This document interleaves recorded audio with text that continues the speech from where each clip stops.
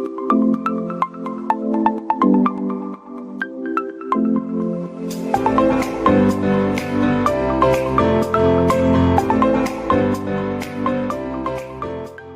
guys! Today gagawa tayo ng donut pero kakaiba tong donut na to kasi lalagyan natin siya ng corn flour na tawag natin cornmeal or yellow corn. So para siyang muffin style na donut form. So kung paborito niyo ang muffin, siguradong magugustuhan niyo rin itong recipe na to. Tara! Simulan natin gawin ng cornbread donut.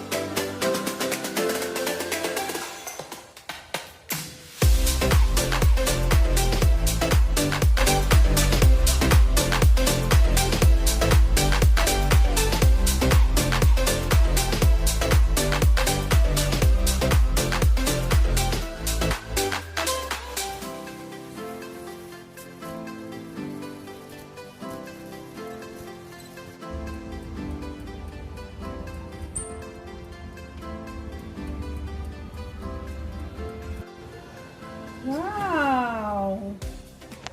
Wow! Smells so good!